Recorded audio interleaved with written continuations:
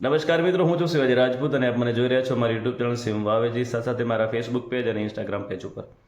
મિત્રો, અત્યારે ચૂંટણી પંચ દ્વારા એસઆઈએલ કે સ્પેશિયલ ઇન્ટેન્સિવ રિવિઝન એટલે કે ખાસ સઘન પુનઃનિરીક્ષણ કાર્યક્રમ કે જે મતદાર યાદીને લગતો છે, જેમાં 2002ની મતદાર યાદીને 2025ની મતદાર યાદી સાથે સરખાવવામાં આવી રહી છે. ત્યારે જો તમારી ઉંમર 38 વર્ષ કે તેથી વધુની છે તો તમારું નામ 2002ની મતદાર યાદીમાં કઈ વિધાનસભામાં જે તે સમયે જે વિધાનસભા હતી એ અત્યારે બદલાય વિધાનસભા નહીં, પરંતુ જે તે સમયે 2002માં જે વિધાનસભા હતી એ વિધાનસભાના કયા બૂથમાં અને એ બૂથના કયા નંબર ઉપર, એ મતદાર કયા નંબર ઉપર તમારું નામ નોંધાયેલું છે એ તમારે જાણવું ખૂબ જરૂરી છે.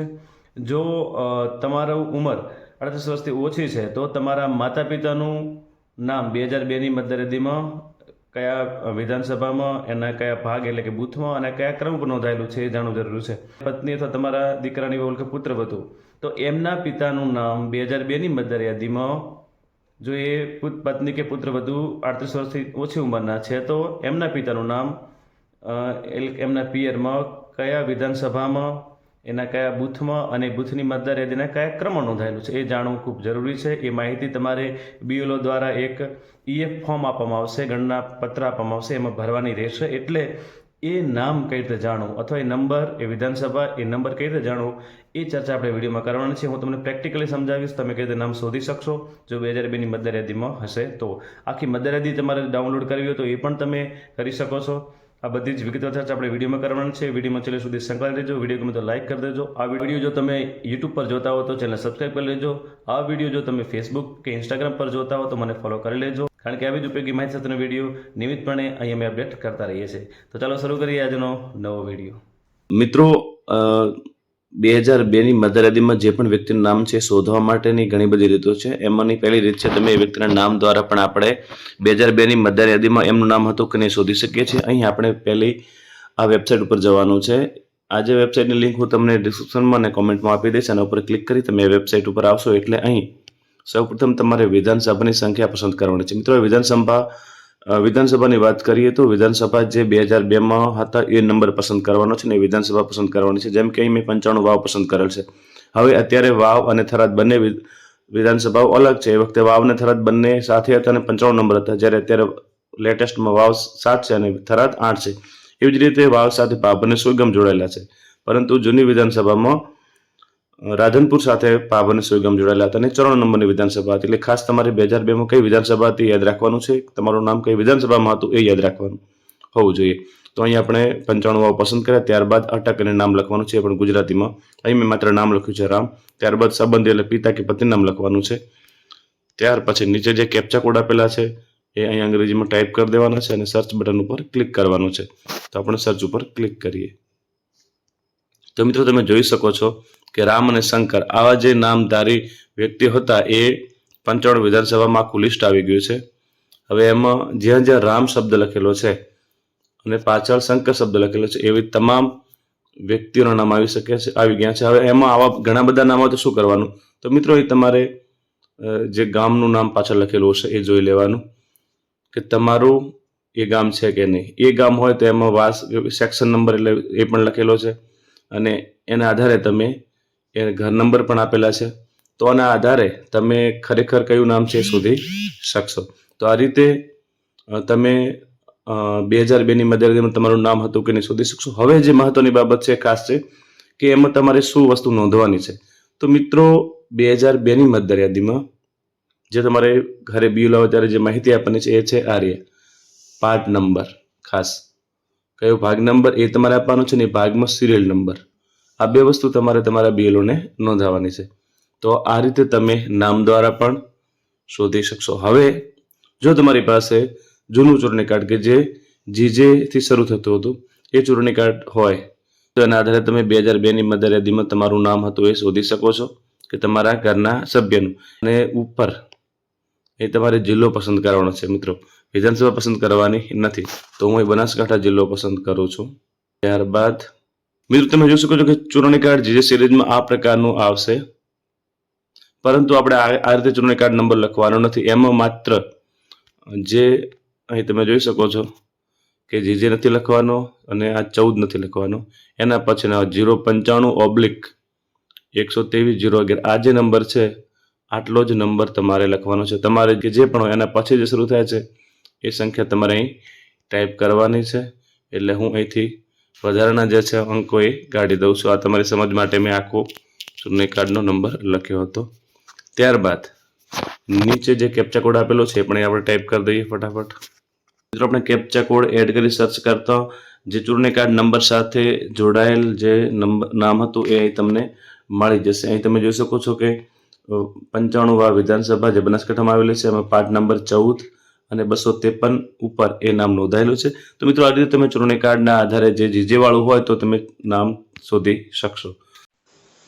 હવે મિત્રો ઘણી વખત એવું થાય કોઈ 2002 આસપાસ તમે કોઈ બહારના જિલ્લામાં કે બહારના તાલુકામાં રહેતા હતા જ્યાં તમને એ વિધાનસભાનો નંબર અત્યારે યાદ નથી, પરંતુ એનો જે વિસ્તારમાં રહેતા હતા એ વિસ્તારનું નામ તમને યાદ છે. તો આપણે એ રીતે કઈ રીતે શોધીએ તો એ પણ શોધી શકાશે. જ્યારે તમારી પાસે ચૂંટણી કાર્ડ જૂનું ચૂંટણી કાર્ડ નંબર જે સિરીઝવાળો નથી અથવા તો તમે કઈ વિધાનસભામાં તો એ ખબર નથી ત્યારે તમે સેક્શનના આધારે પણ તમારો વિધાનસભા નંબર જાણી શકો છો અને તમારો એના આધારે તમે કયા વિધાનસભામાં આવતા છો એ પણ જાણી શકો છો. તમારી મતદાર યાદીનો ક્રમ પણ તમે જાણી શકો છો. તો અહીં બનાસકાંઠા હું લખું છું. ત્યારબાદ વિભાગનું નામમાં હું અહીં રાજપૂતવાસ એવું લખું છું. ત્યારબાદ પિનકોડમાં હું અહીં વાવનો પિનકોડ એન્ટર કરું છું. હવે નીચે કેપ્ચા કોડ આપેલો છે આપણે એન્ટર કરી દઈએ. તો મિત્રો સર્ચ બટન ઉપર ક્લિક કરતાની સાથે જ 95 વિધાનસભામાં રાજપૂતવાસ જ્યાં જ્યાં છે એ બધા જ બતાવશે. તમે જો વાવડી રાજપૂતવાસ છે, ખીમણાવાસ રાજપૂતવાસ છે, ગુલપ રાજપૂતવાસ છે અને એની સામે એનો પાર્ટ નંબર છે. એટલે પાર્ટ નંબર જો તમને મળી જશે તો તમે 95 વિધાનસભામાં આ ગામનું નામ મળી ગયું, તમારો વાસ મળી ગયો અને એનો જે વિધાનસભાનો ભાગ નંબર હતો એ પણ મળી ગયો. મિત્રો આટલું મળી જાય તો તમે આખી મતદાર યાદી પણ ડાઉનલોડ કરી શકો છો અને એના આધારે તમારું નામ એમાં શોધી શકો છો. હવે મતદાર યાદી કેવી રીતે ડાઉનલોડ કરવી એ આપણે શોધીએ. મિત્રો આ લિંક પણ તમને ડિસ્ક્રિપ્શનમાં મળી જશે. હવે આપણે મતદાર યાદી ડાઉનલોડ કરવાની લિંક શોધીએ. તો મિત્રો એમાં તમને જણાવી દઉં કે આખી વિધાનસભામાં જેટલા પણ બૂથ હશે તમામ બૂથની એક જીપ ફાઇલ ડાઉનલોડ થશે અને એ જીપ ફાઇલને તમારે એક્સપ્લોર કરી અને એમાંથી તમારા ભાગની જે મતદાર યાદી છે ડાઉનલોડ મેળવવાની રહેશે. એ જે જીપ ફાઇલ કેવી રીતે ખોલવી એની એપ્લિકેશન રેર છે એનું પણ લિંક હું તમને ડિસ્ક્રિપ્શનમાં આપી દઈશ. ડાઉનલોડ કરવાથી જીપ ફાઇલ ખોલીને તમે તમારી જે પણ ભાગની મતદાર યાદી જોઈએ એ મેળવી શકશો PDF સ્વરૂપે. તો આપણે હવે મતદાર યાદી કેવી રીતે ડાઉનલોડ કરવી. મિત્રો કોઈ પણ રાજ્યની તમારી મતદાર યાદી ડાઉનલોડ કરવી તો voters.eca.gov.in ઉપર વેબસાઇટ ઉપર જવાનું છે. ત્યારબાદ અહીં તમે જોઈ શકો છો કે search your name in last SIR એના ઉપર ક્લિક કરવાનું છે. અહીંથી તમારું રાજ્ય પસંદ કરવાનું છે. પણ ગુજરાત રાજ્ય પસંદ કરી અને વ્યૂ ઉપર ક્લિક કરવાનું છે. મિત્રો તમે અહીં જોઈ શકો છો કે જે તે સમયે જે 182 વિધાનસભાઓ હતી એ વિધાનસભાઓની જૂના નામ પ્રમાણે મતદાર યાદી ડાઉનલોડ થશે. તો અહીં આપણે વાવની મતદાર યાદી ડાઉનલોડ કરવી હોય તો અહીં તમે જોઈ શકો છો કે વાવ એ વખતે 95 હતો. તો અહીંથી વાવ 95 સામે જે ડાઉનલોડ ઓપ્શન છે એના ઉપર ક્લિક કરવાનું છે. એના ઉપર ક્લિક કરીશું એટલે એક જીપ ફાઇલ ડાઉનલોડ થશે. હવે મિત્રો ડાઉનલોડ થઈ ગઈ છે. જોવા માટે આપણે અહીં 3 ટેબમાં ક્લિક કરીશું અને જે ડાઉનલોડ છે એના ઉપર ક્લિક કરશો એટલે તમે જોઈ શકો છો કે અહીં P95 લખેલ છે ને આખી જીપ ફાઇલ ડાઉનલોડ થઈ ગઈ છે. મિત્રો જીપ ફાઇલ ખોલવા માટે RAR નામની જે એપ્લિકેશન છે તમારે ડાઉનલોડ કરવાની છે. એટલે જીપ ફાઇલ ખોલવા માટે આવશે. ડિસમિસ કરી દઈએ. અહીં 95ના વિધાનસભામાં જેટલા પણ ભાગ આવેલા છે એ તમામ ભાગોનું PDF ફાઇલ આપેલી છે. એટલે તમામ બૂથની PDF ફાઇલ આપેલી છે. તો અહીં જોઈ શકો છો કે જેમ કે માળકાનું જે બૂથ છે એ 61 અને 62 બે બૂથ છે. તો આપણે અહીં 61 અને 62 નંબરના બૂથ ઉપર ક્લિક કરશું તો એ PDF ખોલવાનો ઓપ્શન આવશે. અહીં આપણે PDF ખોલીએ. તો મિત્રો આ રીતે જીપ ફાઇલમાંથી તમે PDF ફાઇલ ખોલી શકશો.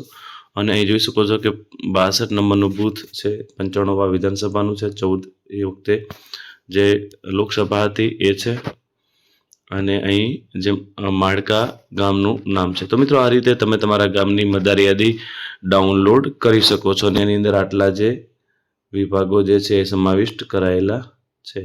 તો આ રીતે તમે 2002ની મતદાર યાદી પણ ડાઉનલોડ કરી અને તમારા પરિવારનું નામ એમાં ક્યાં આવેલું હોય તો એ શોધી શકો છો. તમારા ગામમાં જેટલા પણ બૂથ હોય તમામ બૂથની મતદાર યાદી તમે ડાઉનલોડ કરી શકશો.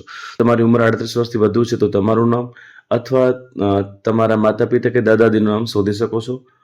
સ્ત્રીઓ માટે જો 38 વર્ષથી નીચેની ઉંમર છે તો એમને એમના માતા પિતા કે દાદા દાદીના નામ બીએલઓને આપવાના છે, નંબર ને બધું, એટલે એના માટે પણ આ ખૂબ જરૂરી છે. તો મિત્રો આશા રાખું છું વિડીયો ગમે હશે. વિડીયો ગમે તો લાઈક કરી દેજો, બીજા મિત્રો સાથે શેર કરજો અને આવા જ ઉપયોગી વિડીયો માટે અમારા ચેનલને સબસ્ક્રાઈબ કરી લેજો. ફરી મળીશું એક નવી માહિતી સાથે, નવી અપડેટ સાથે. ત્યાં સુધી આપ સૌ મિત્રોને જય માતાજી, જય હિન્દ, જય ભારત.